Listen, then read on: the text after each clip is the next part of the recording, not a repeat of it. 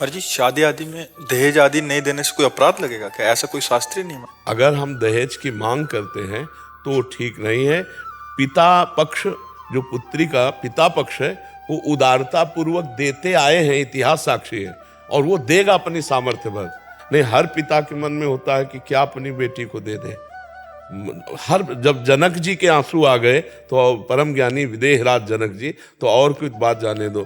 पर वैसे हम पिता राक्षसों को कहते हैं जो खुद पुत्र और बच्चों का शोषण करते हैं, पुत्री आदि का, वो बात अलग है। मतलब ऐसे जो हमारे सामने उदाहरण आए उनकी बात अलग है। नहीं तो ये हमारी सोच में ही नहीं था कि पिता के द्वारा भला बच्चों के साथ ऐसा कैसे हो सकता है, अपने बच्चों के साथ। अरे अपने लाडले बच्चे, पैर छुआ जाता है बेटी का, ऐसा पवित्र भाव रखा जाता है कि मेरी बेटी है, पूज्य भाव है। बकाया हमें लगता है दहेज मांगना नहीं चाहिए, योग्य वधू मिल गई यही सौभाग्य है। और वधू पक्ष खुद देता है, अपनी जान भर सब देते हैं, सबकी इच्छा होती है कि मैं दूं, पर जब से मांग होती है वो मांग मुझे लगता है ठीक नहीं है। आजकल बहुत बड़े स्तर पे क्या मांगा जाता है, और एक पहले से ये दहेज बहुत हानिकारक है। समाज में कुप्रथा समझो जो बहुत हानिकारक है। इसी के कारण बच्चियों का बहुत तरह से मतलब, हाँ, अब मान लो एक किसान आदमी है, अब उससे कहा जाए कि 10-20 लाख रुपया, 10-20 लाख ही बहुत है किसान के लिए, क्योंकि वो एक खेती करने वाला आदमी, जितने रुपए आएंगे गेहूं बेच के आएंगे, उसी में खाद है, उसी में पानी, उसी में परिवार का भोजन, उसी में परिवार की पढ़ाई और वस्त्र। अब वो उससे आप 20 लाख 25 लाख मांगो तो वो या तो खेती धरेगा और या फिर सोचेगा निपटाने की, कहाँ से 25 लाख दें। तो ये कुप्रथा जो है, ये बच्चियों के प्रति अनादर बहुत जोर का कर रही है। अच्छा, कुछ दुष्ट ऐसे हैं जो दुष्ट हैं, हमारी दृष्टि में वो दुष्ट हैं, जो बहुओं को टार्चर करते हैं। तुम्हारे पिता ने दहेज नहीं दिया, केवल स्त्री और पुरलिंग भेद होने में तुम्हारा पुत्र है इतना कीमती है, केवल लिंग परिवर्तन ही तो है। वो भी किसी की संतान है, तुम भी किसी की संतान हो, और ये संतान परंपरा इन्हीं से चलेगी, तुमसे नहीं चलेगी, केवल तुम्हारे संग सहयोग से इनसे चलेगी। तो ये पूज्य हैं। अगर ये आ गए धर्म पूर्वक हमारे घर को संभालने, इससे बड़ी और उपलब्धि क्या है। ये जो मांगना है पैसा, ये बिल्कुल। अब बहुओं को जो टार्चर करना है कि तुम्हारे पिता कह रहे थे कार देंगे, पिता की कार से चलने के लिए उत्साहित हो, अरे कमाओ, अपने बल से खरीदो और बहू को भी बैठाल के घुमाओ है।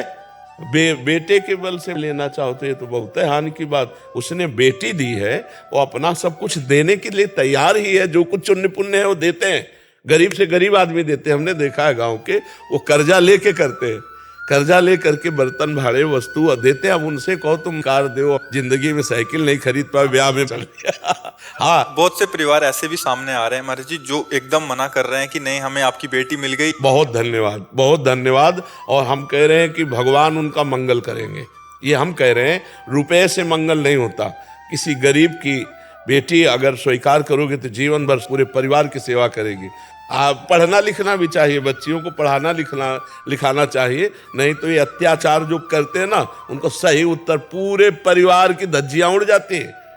अगर दहेज प्रथा की रिपोर्ट हो जाए और अपने शरीर में कुछ भी गलत किया गया, मारपीट की गई, और रिपोर्ट हो जाए तो पूरे सास ससुर नंद देवर सबका स्वागत होता है, बढ़िया स्वागत होता है। तो दबने की जरूरत नहीं, पर हमें अपने समाज से प्रार्थना करनी है कि हमें पवित्र बहू चाहिए। हम पवित्र कह रहे हैं, सुंदर नहीं कह रहे।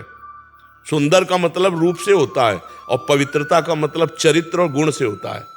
नहीं, अगर पवित्र बहू चाहिए तो फिर दहेज की मांग ना करो। आप ऐसे करो तो एक से एक सुंदर स्वभाव वाली, पवित्र आचरण वाली अगर बहू आ गई घर में तो लक्ष्मी आ गई, नहीं आ गई। संसार में ऐसा भी होता है कि पुत्र कितना भी दंड हो, लेकिन उसका अधिकार है, क्योंकि तो इसलिए वो माता पिता के पास रहा। तो हमारी सरकार ने लड़कियों को बहुत अधिकार दिए हैं। कोई पुत्री अपने माता पिता की सेवा करे तो होता है ये लालच से हो रहा है। नहीं, हम ये कह रहे हैं कि अगर कोई पुत्र को बहुत, तो हमारी सरकार हमारी लड़कियों को बहुत सम्मान दिए हुए है। आप अपने पति के भी प्रति शिकायत कर सकती हैं, यदि आपके मन के प्रतिकूल आचरण करता है तो उसकी भी शिकायत है।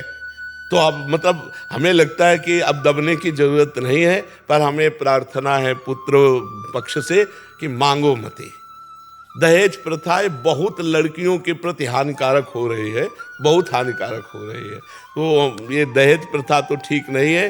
जो भगवान की इच्छा से मिल जाए और पुत्री मिल जाए, कमाओ और खाओ, उसको खवाओ पियाओ और संतति प्रकट करके इस सृष्टि का जो कार्यक्रम है, भगवान की सृष्टि बढ़ती, उसमें चलो ये रुपया मांगना। बहुत से परिवार इस बात में मतलब निराश होकर के शरीर नष्ट करते हैं। जब गरीब आदमी 3-3 4-4 बिटिया और ऐसा सब और शयानी होती है तो फिर पूरे में जहर मिला कर पूरा परिवार खा लेते हैं। हाँ, दहेज प्रथा। अभी एक बताया कि गांव का आदमी, उसकी बेटी का ब्याह था, 6 लाख की खेती बेची।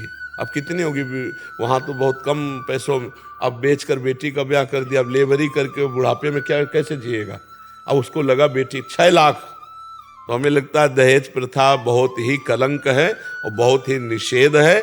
लड़की पक्ष स्वयं से जो दे दे वो ले ले, लड़की अपने अनुकूल देख ले, धर्म के अनुकूल लड़की देख ले बढ़िया। तो भगवान की कृपा से वो गृह लक्ष्मी है। चाहे जितना बढ़िया घर हो, अगर एक माता बहन ना हो तो वो घर एकदम सूना सूना सा लगेगा नहीं। और अगर एक भी माँ बहन है तो पूरे घर को सजाए रखती है। हाँ, वो घर लक्ष्मी, गृह लक्ष्मी कहा गया है, स्त्री को गृह लक्ष्मी कहा गया है। तो जब लक्ष्मी आ रही तो रुपया काहे को मांग रहे हो, साक्षात लक्ष्मी आ रही। अब पता नहीं कैसा पुत्र प्रकट हो जाए जो पूरे परिवार को यश उन्नति से भर दे।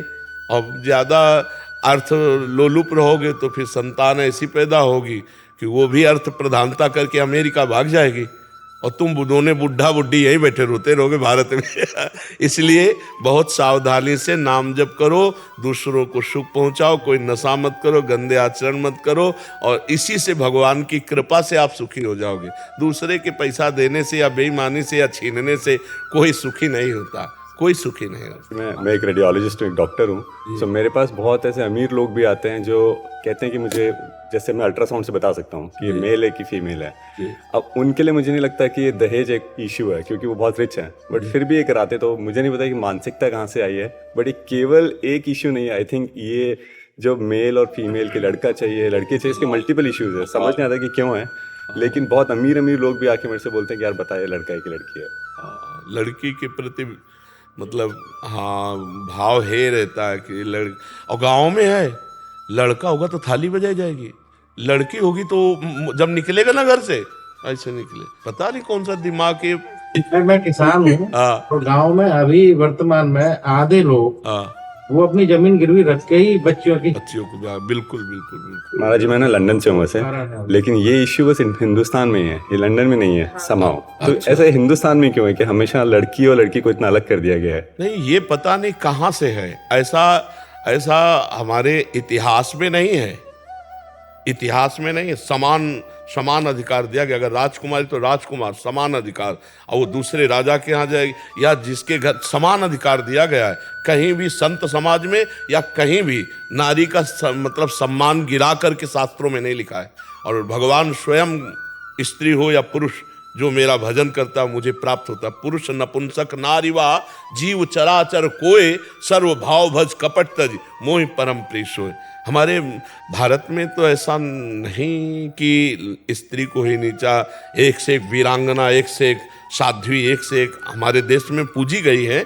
पर ये पता नहीं कुरीति कब से, कहाँ से, किसके दिमाग में बैठी हुई है कि बेटियों को लघु भाव और पुत्रों में श्रेष्ठ भाव। ऐसा नहीं है, ऐसा कहीं इतिहास में नहीं पढ़ा।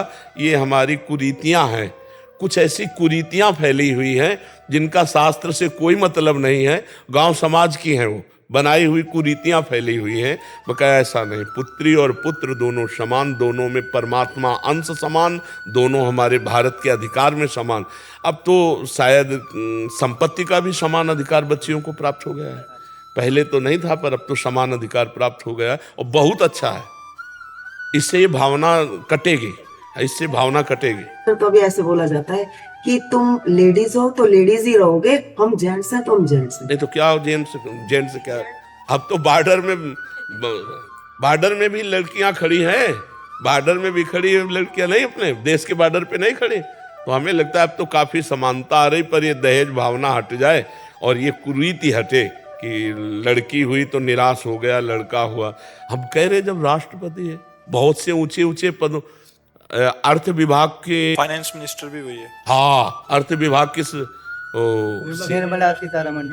हाँ हाँ, तो ऐसे ऐसे ऐसे सोच हटाओ। पढ़ लिख करके बच्चियां बहुत अच्छे अच्छे पदों पे जा रही हैं, अपने परिवार को बहुत अच्छा समृद्ध बना रही हैं। अब ऐसी भावना न करे, और जो ऐसी भावना वाला, नीच भावना वाला पुरुष हो, उसके यहाँ ब्याह भी न करे। जो ऐसे दहेज के लोभी जन हो, ऐसे यहाँ ब्याह न करे। अगर वो ऐसा दिखाई दे तो, क्योंकि वो जीवन भर टॉर्चर ही करते रहेंगे।